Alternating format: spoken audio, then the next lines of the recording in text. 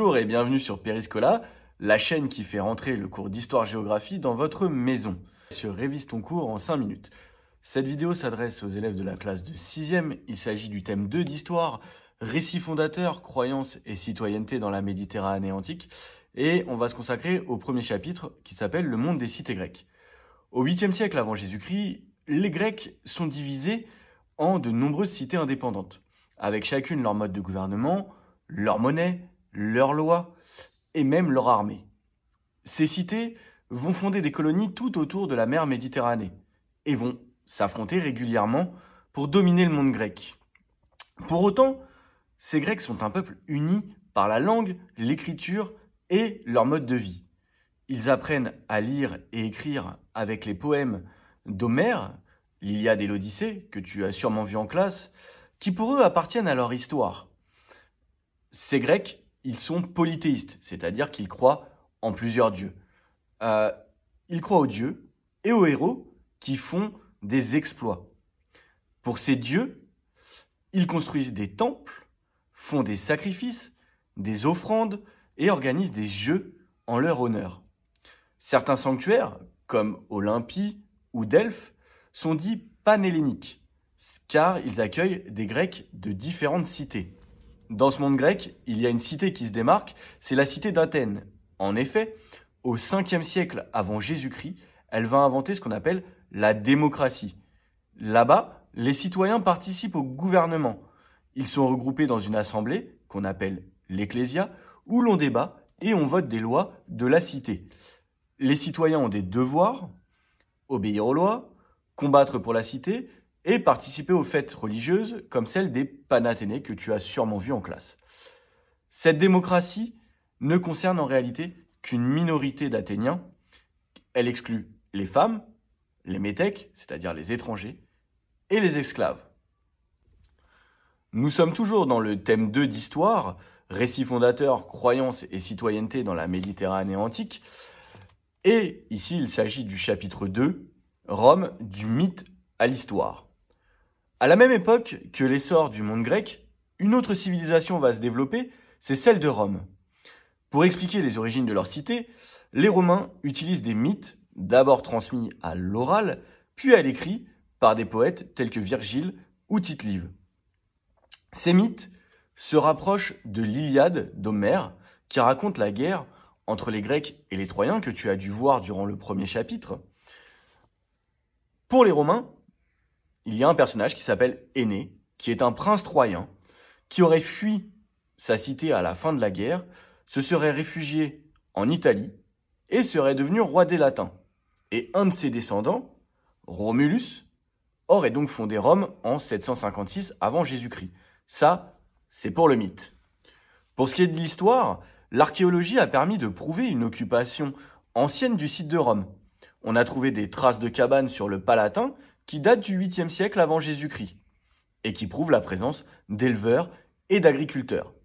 On a aussi trouvé d'autres vestiges datant d'une époque un peu plus lointaine, du 7e siècle avant Jésus-Christ, celle de l'époque étrusque.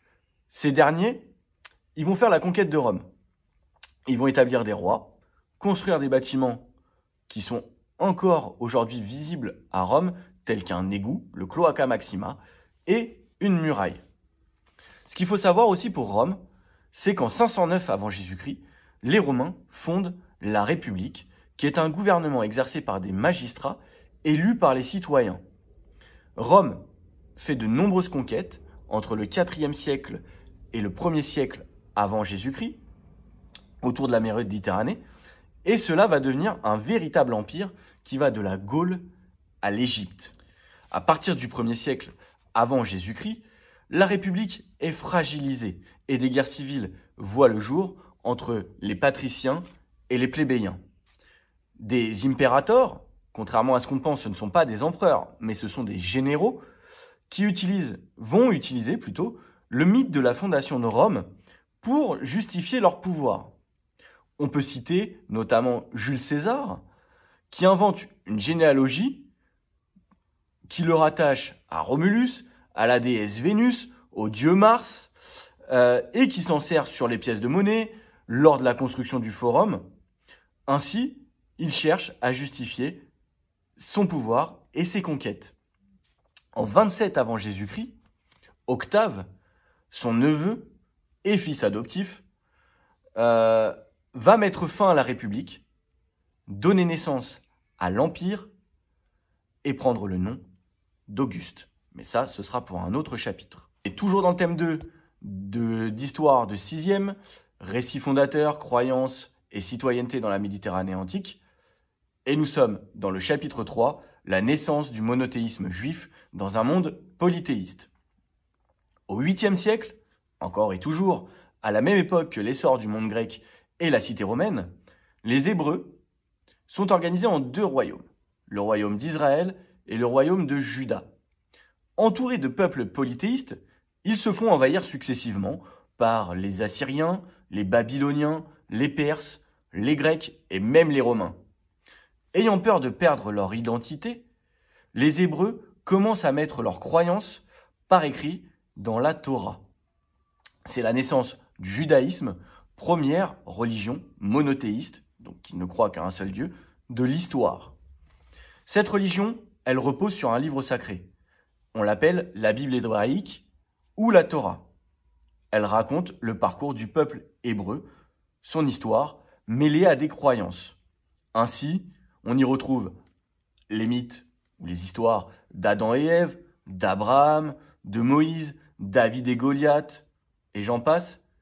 Et ils croient en l'existence de Yahvé, Dieu unique, avec lequel ils ont fait alliance. Les Juifs doivent respecter 10 commandements et d'autres règles qui concernent le culte, la morale ou l'alimentation.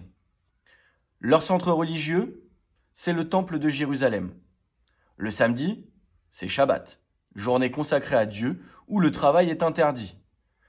Et leur année est ponctuée de fêtes religieuses qui rappellent les grands moments de l'histoire des Hébreux.